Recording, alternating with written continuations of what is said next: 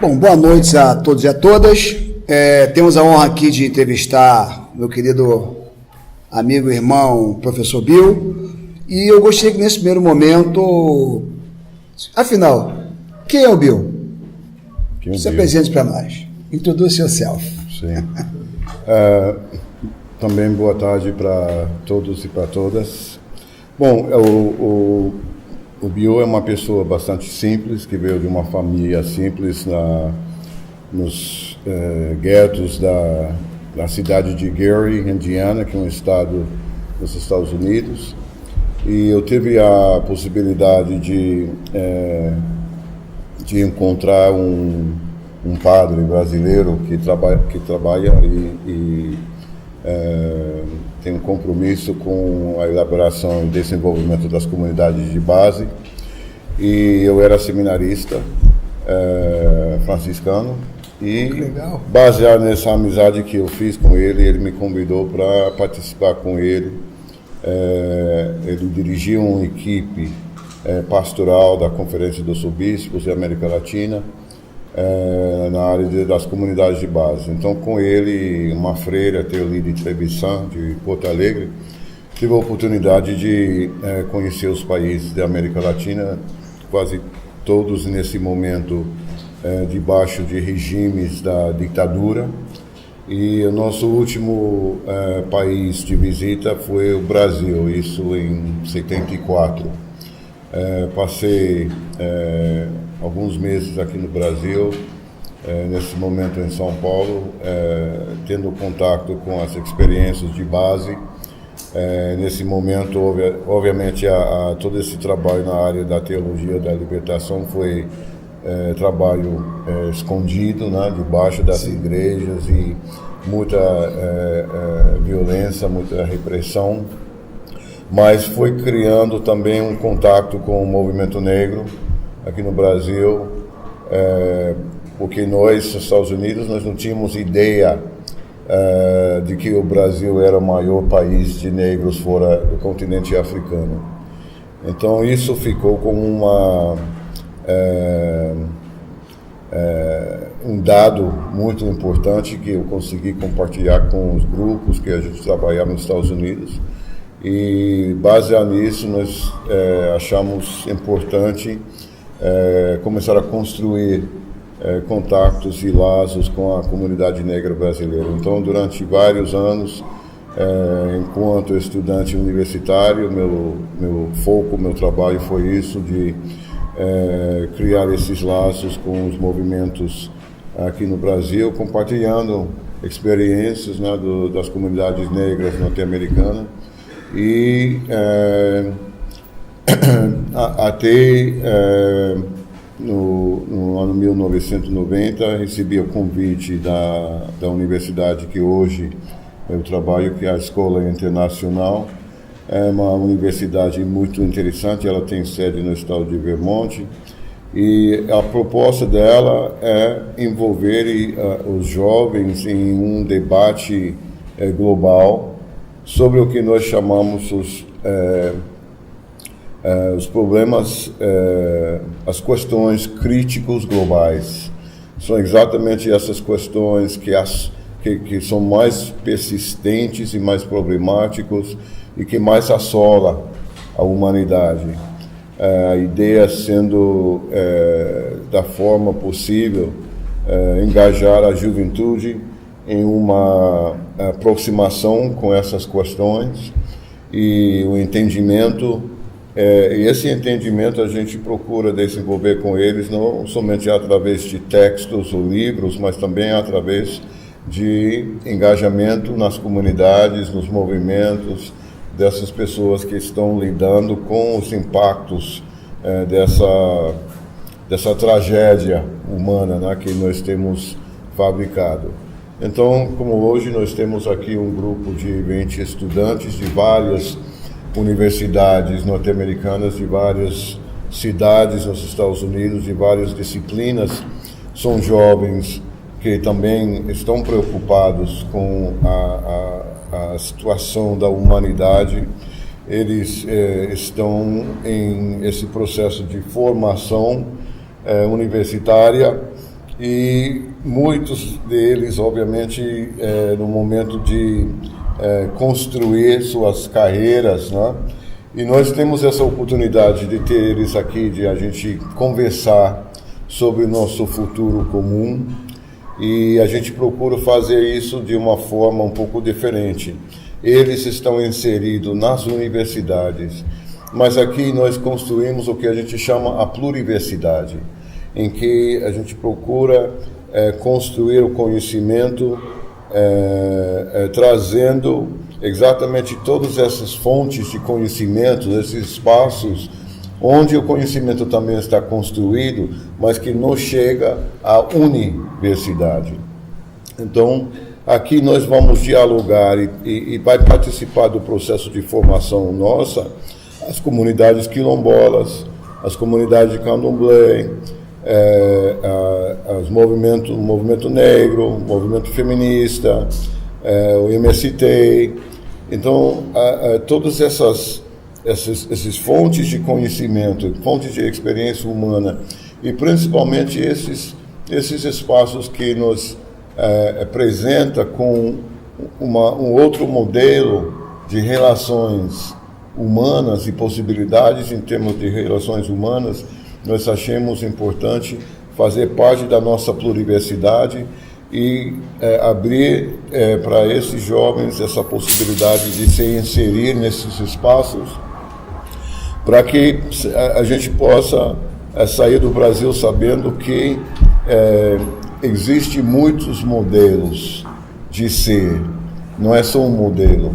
E dessa multiplicidade de modelos de ser, nós precisamos ter a competência e a capacidade de dialogar, e de dialogar com isso de uma postura de respeito, de consideração e abertura para aprender com esses espaços.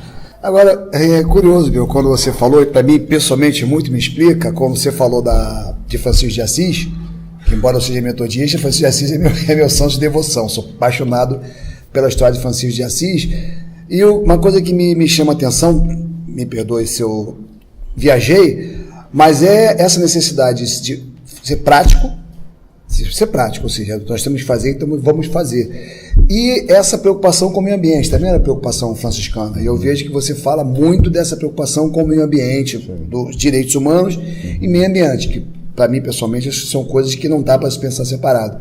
E isso me remete bastante a Francisco de Assis. Aí eu queria que você falasse um pouco dessa... Como é que se traduz na prática isso que você está conversando com esses rapazes e moças, e das outras turmas, você pode ter alguns exemplos concretos. Já tivemos experiências de pessoas que fizeram isso, fizeram aquilo. Quais são os exemplos que você poderia dar para nós do desdobramento desse trabalho, que já tem quanto tempo, mais ou menos, com essa universidade? Aqui são 26 anos, né, 26 anos de trabalho. Quando a gente fala, por exemplo, sobre a questão do meio ambiente, nós somos meio ambiente, né? Então, é exatamente essa problemática da separação que criou grande espaço para nós destruir de uma forma sistemática o meio ambiente. Essa capacidade de a gente se separar e ver a vida, ou ver a nossa vida tendo mais importância do que qualquer outra forma de vida. Certo? Faz parte dessa hierarquia de domínio, né? Que o homem é mais importante do que a mulher, o branco é mais importante do que o negro. Então, toda essa hierarquia nos colocou uma situação onde quem era menos poderia ser destruído. E nós fizemos a mesma coisa com o meio ambiente, né? Então, esse trabalho com a juventude tem também o objetivo de uma reintegração das nossas vidas com as outras vidas, né? Como é que nós podemos repensar a nossa existência para que seja uma possibilidade de uma existência harmônica, né? Onde eu não me vejo mais do que o ar, eu não me vejo mais do que o mar, eu não me vejo mais do que o rio, mas eu me vejo parte dele, parte dela, né? E eles e elas parte de mim. Então, é uma conscientização, primeiro, de como nós temos sido divididos, né, que a gente chama o problema da colonialidade, né? Como a gente tem incorporado todas essas ideias que não são ideias dos nossos povos indígenas, né? Nós não tínhamos essas ideias. Então a gente tem incorporado toda uma série de ideias por ser inserido uma sociedade eurocêntrica em que nós não temos mais contato com a terra, com a água, com o céu. Então, em termos de mudanças, eu acho que nós, como educadores, eu, por exemplo, eu não faço nada. O que se faz é essa possibilidade do jovem se inserir em um lugar onde outros valores são presentes. Então, são as comunidades indígenas que faz essa transformação. O que eu não podia fazer dentro da sala de aula em 100 anos, mas inserindo eles em uma comunidade em que você dança o torém, você reinterpreta o mundo, colocando eles dentro de uma comunidade do MST, onde uma outra visão de como a terra pode ser compartilhada, né? Você colocando eles dentro de uma comunidade do Candomblé, onde você vê uma instituição que, durante toda a escravidão, toda essa violência, conseguir reorganizar famílias, pessoas ao redor de uma visão do mundo que levantava a possibilidade de eu ser irmão, certo? Do meio ambiente. Então é isso que mexe, eu acho, com o espírito, com os valores, porque no fundo de nós temos ainda esse desejo. E eles mais do que nunca, porque eles estão muito conscientes do desastre que eles estão herdando. Estão herdando. Estão herdando um desastre Sim. político, um desastre econômico, um desastre ecológico. Em todos os sentidos, eles vão ter que lidar com o que nós não fizemos direito. Então, nós temos visto esses jovens passar pelo Brasil e tem mudado de uma forma importante suas vidas, suas escolhas, que é o mais importante, né? Suas escolhas.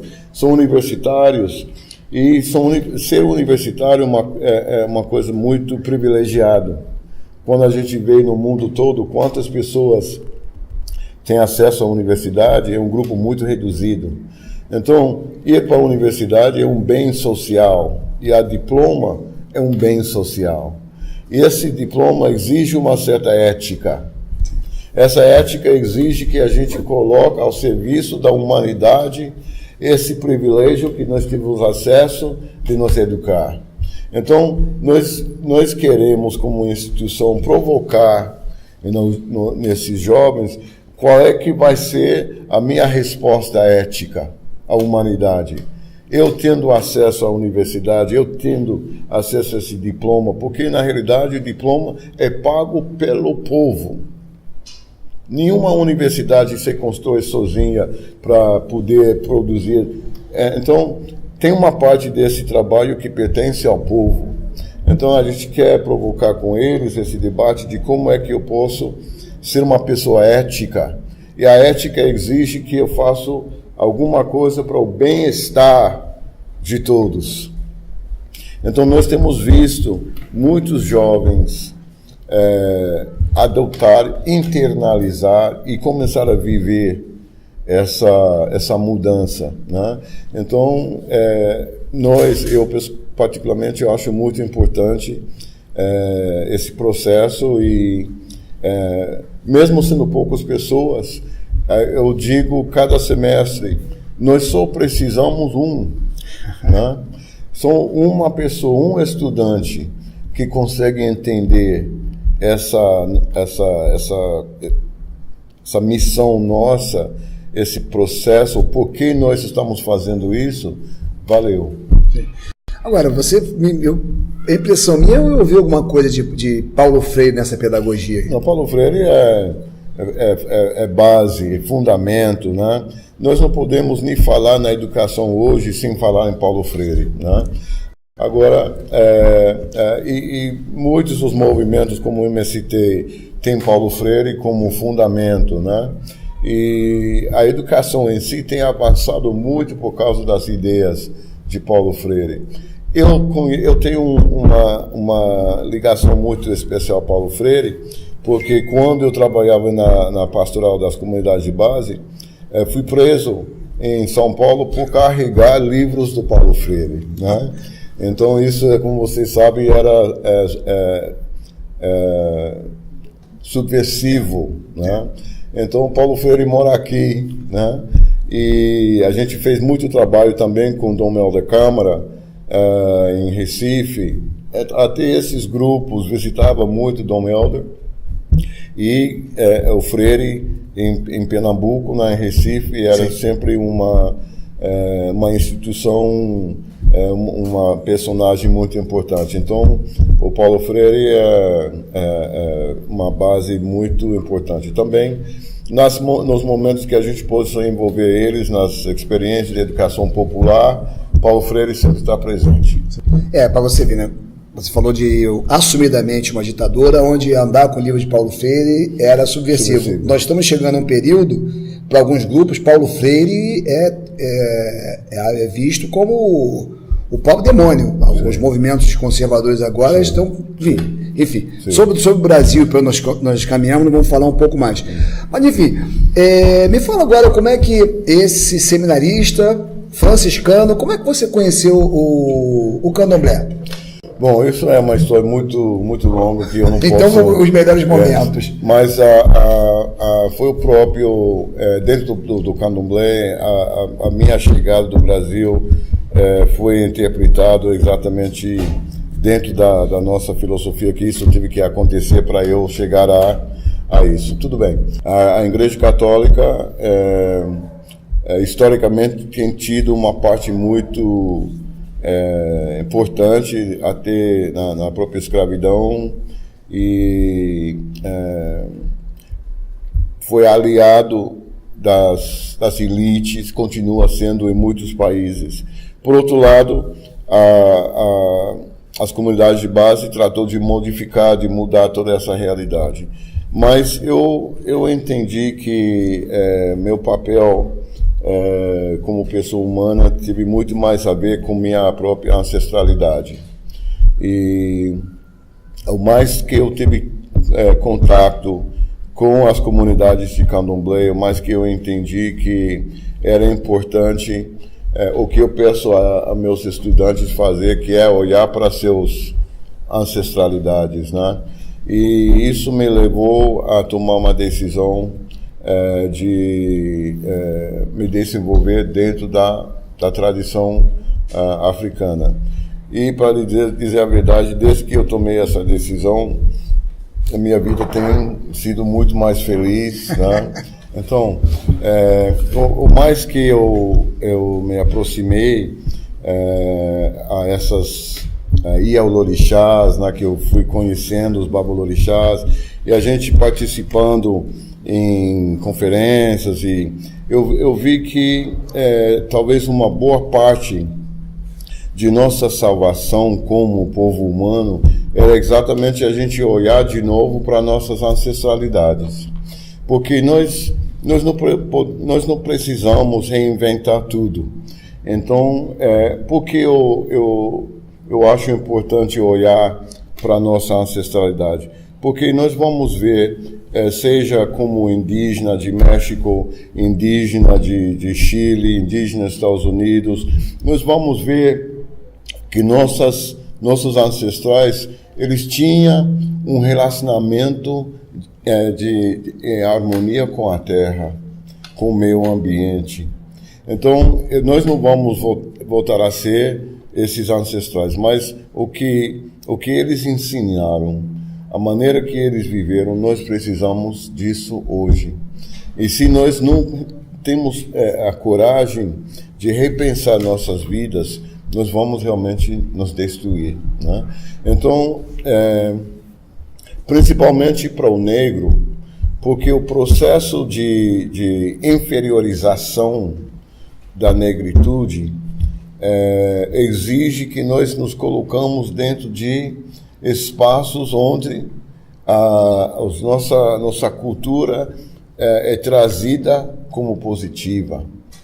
A nossa experiência histórica, onde nós entendemos não somente que nós fizemos contribuição à humanidade, nós somos a base da humanidade, né? E muitas dessas religiões que hoje criticam a espiritualidade africana nasceram da espiritualidade africana. Não se tem cristianismo sem religião africana, né? Então, a gente entender essa base de quem somos nós. E isso, eu acho, parte para uma imersão dentro da nossa própria espiritualidade, da nossa própria visão do mundo, e sem a necessidade de excluir ninguém, nem nada, mas de nos amar. Eu tenho que aprender a me amar, e isso passa pela integração da minha cultura, do meu povo, de como eu fui colocado no mundo, e isso para mim se tornou motivo extremamente importante para me associar com as religiões de matriz africana. Sim, legal. Bom, e isso, em especial, num período, como você sabe muito bem, já que você tem muito tempo aqui de Brasil, onde o alvo preferencial dos ataques de fundamentalistas religiosos é exatamente as igrejas de matriz africana. E aí, várias pessoas, às vezes conversando comigo, falam, por que não atacariam outras religiões que não têm Jesus como a peça fundamental? Isso acho que é relativamente fácil de responder. O ataque fundamental às religiões de matriz africana é porque elas são de matriz africana. Sim. E me parece, eu não sei o que você percebe nisso, que o que está à base dessa perseguição é o racismo. Sim. É a base fundamental da perseguição para essas práticas religiosas. E agora, eu acho que uma coisa importante, como você sabe, eu sou cristão, acho que ou todos nós nos unimos para o mundo, para todo mundo, ou nós estamos caminhando e o mundo vai ser para ninguém. E uma das coisas que eu percebo nas práticas ancestrais das religiões também é essa ideia da irmandade, da união, da convivência, do respeito à diferença, que é o que nos falta agora, né? Então, Bill, como palavra final, eu gostaria que você deixasse uma mensagem aí para nós do Paulo Hoffman, você que é um estrangeiro que optou em viver aqui no nosso país e optou em abraçar tão firmemente essa religião tão importante para nós brasileiros e brasileiras. Sim. Bom, eu acho importante a gente reconhecer, porque por muitos anos nós estamos dizendo que não é bom ser racista, mas o racismo persiste. Por muitos anos nós estamos dizendo que não é bom ser machista, mas o machismo persiste. Por muitos anos nós estamos dizendo que as religiões de matriz africana são tão dignas de respeito e consideração como qualquer continua. Então, o que eu quero dizer com isso é o seguinte: é importante a gente entender a base histórica colonial em que foi construído esse pensamento e essas atitudes em relação ao negro, em relação ao indígena. Porque na medida em que nós não desconstruímos a estrutura em que esse ódio foi construído e foi justificado, nós vamos dizer para o homem não ser macho, não vai modificar, porque isso faz parte de uma internalização cultural muito forte. Então nós temos que combater isso no raiz. No raiz é entender como isso foi construído em cada um de nós. Então essas nossas comunidades de matriz africana, elas têm um papel muito importante. Qual é isso? Além da parte religiosa e espiritual, mas na formação política. De trabalhar a juventude em entender as bases da colonialidade e como isso nós estamos vivendo ainda com os impactos da escravidão. A escravidão está ainda dentro de nós e dentro deles também, né? Os opressores. Como isso foi normalizado? Então, até o momento que a gente não desconstrua esse sistema de onde a diferença se tornou inimigo, então, para a gente entender por que nós estamos agindo e nos comportando a maneira que nós estamos agindo e nos comportando.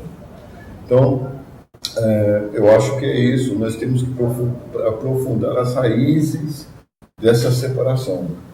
E aí, a partir daí, oferecer as bases indígenas, as bases africanas, as bases europeias, como novas bases de construir uma outra sociedade.